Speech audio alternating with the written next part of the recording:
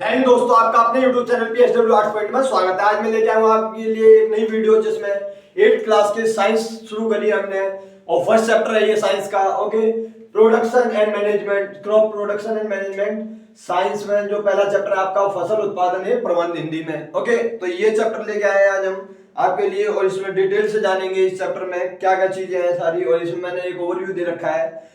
सबसे पहले बात करें कि आपको पता है कि हर चीज जो है आज जो हम खा रहे हैं वो एक तरह से ज्यादातर या तो फसल के माध्यम से ही मिलती है हमारे को। सब्जियां हो गई, फल फ्रूट हो गए, ये सारी चीजें जितनी भी है हम जो भोजन में ज्यादातर चीजें खाते हैं, जो हमारे को एक पोषक आहार मिलता है वो किस कारण से मिल पा रहा है? सिर्फ फसल की वजह से।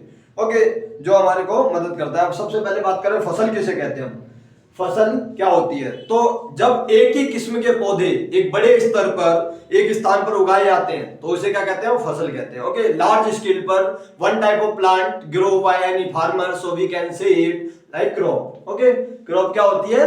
जब बड़े स्तर पर एक लार्ज स्केल पर जो है एक ही तरीके के प्लांट्स जो है उगाए जाए किसी किसान के द्वारा तो उसे हम फसल कहते हैं। जो उदाहरण के लिए जैसे गेहूं की फसल का अर्थ है कि खेत में उगाए जाने वाले सभी पौधे गेहूं के होंगे। और जो है अलग अलग तरीके की फसलें विभिन्न प्रकार की हमारे को देखने मिलती है, जैसे अन्न से संबंधित है, कुछ सब्जियां हैं, कुछ फल हैं। जिस मौसम में ये पौधे उगाए जाते हैं उसके आधार पर हम फसलों का वर्गीकरण कर देते हैं मौसम के आधार पर। तो दो भागों में फसल को बांटा जाता है, एक खरीफ फसल होती है, एक रबी फसल। दो भागों में इसको वर्गीकरण कर रखा है। बात करें खरीफ फसल की तो खरीफ फसल जो है इसे वर्षा ऋतु में बोया जाता है। कब? वर्षा ऋतु में। ओके, वर्षा ऋतु मानसून सीजन में बोया जाता है खरीफ फसल को। भारत में वर्षा ऋतु में जून से सितंबर तक होती है ये फसल। कब से कब तक? जून से सितंबर। जून से सितंबर तक हमारे को देखने को मिलती है। और इसमें जो है कौन कौन सी फसल उगाई जाती है वो देख लो आप, जिसमें धान, मक्का, सोयाबीन, धान, मक्का, सोयाबीन और मूंगफली। तो बात करें अगर हम जो है कि ये कब बोई जाती है रबी फसल, वो खरीफ फसल ये बोई जाती है वर्षा ऋतु में। ओके, खरीफ की जो फसल है ये वर्षा ऋतु में बोई जाती है और जून से सितंबर के बीच में धान, मक्का, सोयाबीन, मूंगफली इसमें जो है प्रमुख फसल हमारे को देखने को मिलती है, कपास इत्यादि। ओके, अगर बात करें हम रबी फसल की तो ये रबी फसल जो है ये कब बोई जाती है? ये बोई जाती है शीत ऋतु में। कब? शीत ऋतु में। शीत ऋतु में बोई जाती है और इसका टाइम पीरियड होता है अक्टूबर से मार्च। अक्टूबर से मार्च के बीच में ये बोई जाती है। गेहूं, चना, मटर इसमें प्रमुख फसल देखने मिलती है हमारे को। गेहूं, चना, मटर, सरसों और अलसी, ये सारी जो फसलें हैं ये रबी फसल की सबसे इंपॉर्टेंट फसलें मानी जाती हैं। इसके अलावा कई स्थानों पर दालें और सब्जियां भी बोई जाती हैं इस समय पर। अब अगर हम बात करें इसके अलावा कि जो पद्धतियां देखने को मिलती है हमारे को आधारित फसल पद्धति कौन कौन सी है, तो पद्धति में प्रैक्टिसेस बात करें अगर हम, ओके, कि किस तरीके से जो क्रॉप प्रैक्टिसेस होती है, तो सबसे पहले मिट्टी तैयार करना, फिर बुआई और खाद और उर्वरक देना, सिंचाई, फिर उसके बाद खरपतवार से सुरक्षा, फिर कटाई और भंडारण। ये इस तरीके से पूरी पद्धति फॉलो की जाती है। अब इसको हम वन बाय वन समझने की कोशिश करेंगे। ओके, तो वन बाय वन समझने की कोशिश करेंगे आगे। जैसे सबसे पहले बात करें मिट्टी तैयार करना। ओके, मिट्टी तैयार करना जो है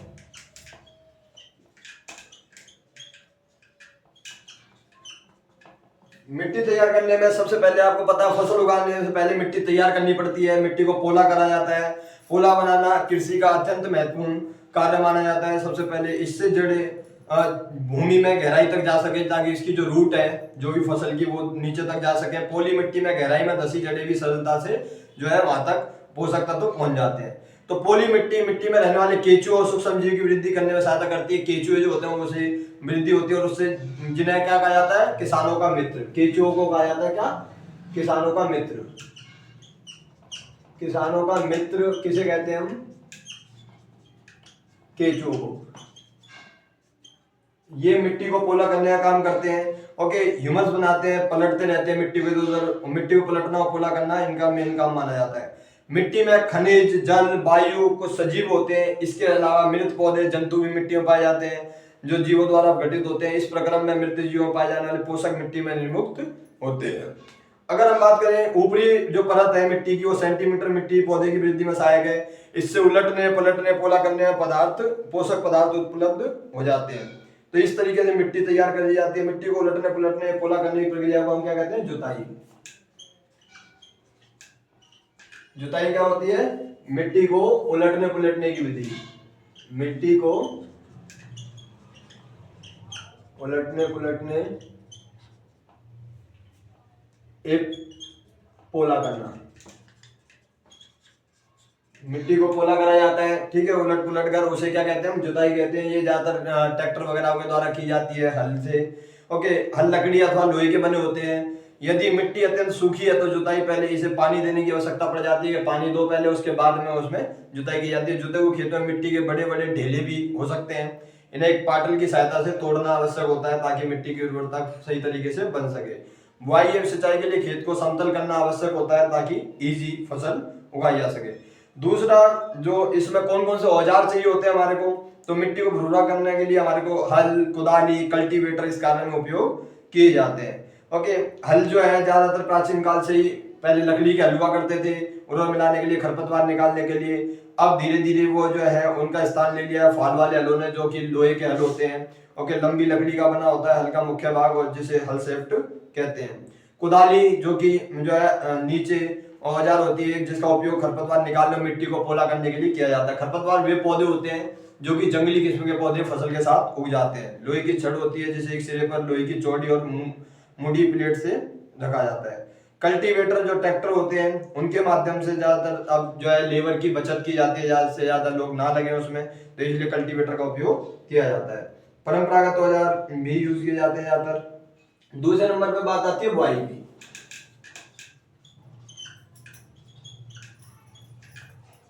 बुआई की बात करें अगर हम, बुआई फसल उत्पादन का सबसे महत्वपूर्ण चरण है। पहले जो है सबसे पहले हमने देखा मिट्टी तैयार करना, फिर दूसरे पे बुआई आती है।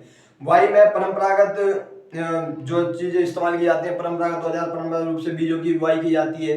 जो है औजार कीप के आकार का होता है, कीप से डाल दिए पूरे में बीजों को कीप के अंदर डालने पर ये 2 या 3 नुकीले सिरे वाले पाइपों से गुजरने लग जाते हैं।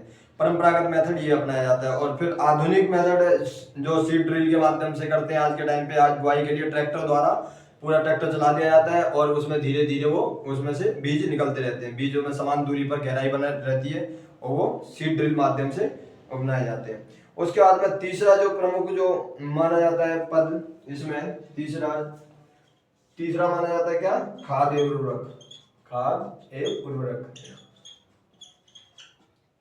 खाद और उर्वरक मिलाने की जरूरत क्यों पड़ती है? ज्यादा से ज्यादा अच्छी फसल हो, पोषक स्तर बनाए रखने के लिए जो मिट्टी फसल को खनिज पदार्थ प्रदान करती है और यह पोषक पदार्थ पौधों की वृद्धि के लिए आवश्यक है। तो इसलिए हमारे को खाद की जरूरत होती है। खाद एक कार्बनिक पदार्थ है जो पौधों की जंतु और अपशिष्ट से प्राप्त होती है कि उसमें जो है उसकी उर्वरता बनी रहे। खाद देना बहुत जरूरी माना जाता है। किसान पादप में जंतु अपशिष्टों को एक गड्ढे में डालते जाते हैं और धीरे धीरे खाद बना लेते हैं गोबर के माध्यम से, और खाद दी जाती है जो कि वर्मी कंपोस्टिंग और केंचुआ द्वारा खाद तैयार करने के वैसे आपको पता ही है कि कैसे तैयार की जाती है खाद।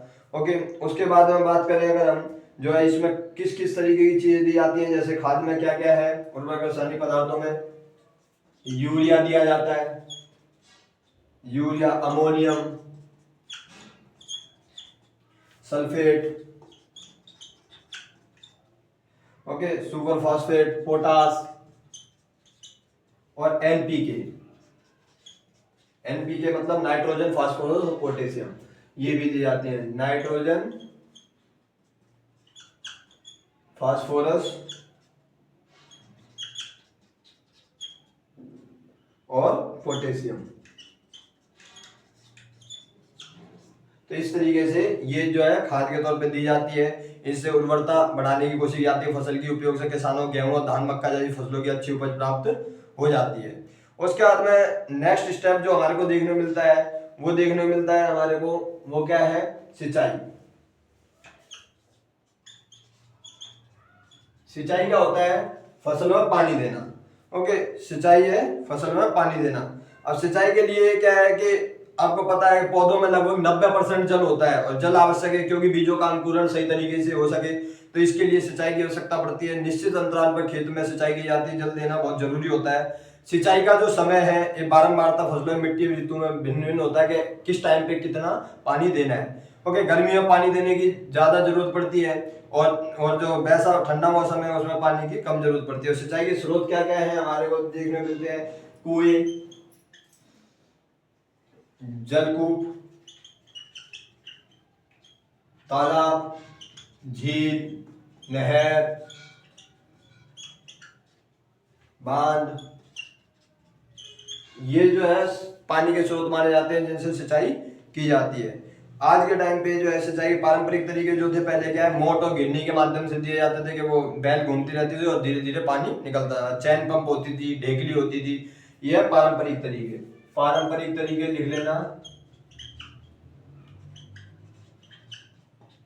क्या क्या इसमें? मोट,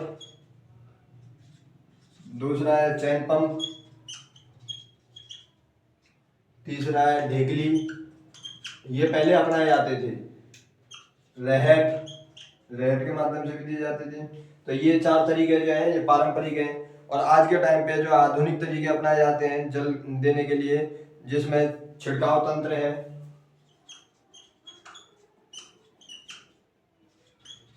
आधुनिक तरीके में सबसे पहले आता है क्या? छिड़काव तंत्र। आपने देखा होगा स्प्रिंकलर सिस्टम जो है यूज किया जाता है आज के टाइम पे। वो पाइप घूमता रहेगा और जो है एक पाइप से कई जगह पर पाइप लगा रखे होते हैं, वो धीरे धीरे सब में पानी पहुंच जाता है। दूसरा है ड्रिप तंत्र।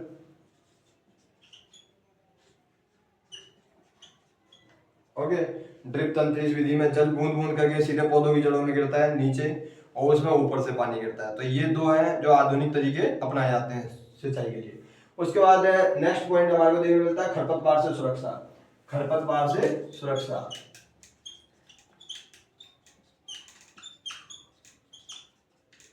खरपतवार से सुरक्षा की बात करें तो खरपतवार मैंने पहले बताया आपको कि वो जंगली पौधे होते हैं जो उग जाते हैं वांछित पौधे फसल के साथ में। तो खरपतवार हटाने को निराई कहते हैं। निराई आवश्यक है क्योंकि खरपतवार जल, पोषक जगह और प्रकाश की स्पर्धा कर फसल की वृद्धि में प्रभाव डालते हैं। फसल सही तरीके से नहीं हो पाती, जो है सूख कर मर जाते हैं कुछ पौधे, और इसीलिए जो है खरपतवार हटाने के लिए खरपतवार नाशी का इस्तेमाल किया जाता है। रसायनों के उपयोग किए जाते हैं, कुछ दवाइयाँ छिड़की जाती हैं जिनसे खरपतवार को रोका जा सके। तो खरपतवार नाशी उन्हें कहा जाता है जिनसे खरपतवार को रोका जाता है। ओके, उसके बाद आता है नेक्स्ट स्टेप कटाई का।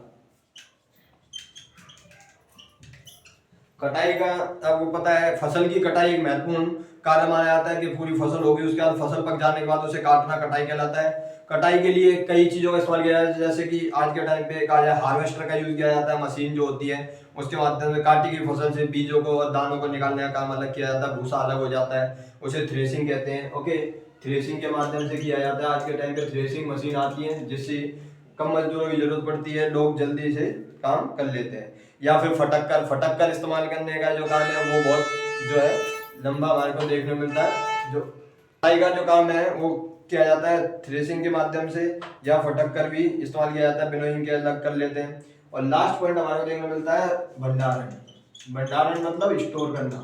ओके, स्टोर करने का काम जो किया जाता है, जो फसल हो जाती है जो एक जगह पर स्टोर ऐसी जगह करा जाता है जहाँ पे जो है नमी, कीट, चूहा और सूक्ष्म जीवों सुरक्षित रखना के सही जगह से सुरक्षित है। जैसे भारत में हम देखते हैं FCI, food corporation of India का जो हेडक्वार्टर हमारे दिल्ली में देखने को मिलता है हमारे को, जो है राजौरी गार्डन के पास पंजाबी बाग में। ओके, तो वहां पर स्टोर करके रखा जाता है जिससे कि फसल खराब ना हो। ओके, पशुपालन जो है वो ज्यादा बड़े पैमाने पे किया जाने लग गया किसानों के द्वारा जो है इस टाइम पे। इस तरीके से हम देखते हैं कि जो फसल चक्र हमारे को देखने मिलता है, फसल उत्पादन और प्रबंधन। तो ये है इस वीडियो में। अगली वीडियो आएगी नेक्स्ट चैप्टर से रिलेटेड। तो साइंस का पहला चैप्टर है, ये वीडियो कैसी लगी कमेंट करके जरूर बताना, और ज्यादा से ज्यादा इस वीडियो को शेयर करो क्योंकि आपका साइंस का एग्जाम आने वाला है और बहुत इंपॉर्टेंट एग्जाम है ये। ओके, तो ज्यादा से ज्यादा इस वीडियो को देखना और अपने दूसरे सहपाठियों के साथ भी शेयर करना। तो थैंक यू गाइस, जय हिंद, जय भारत।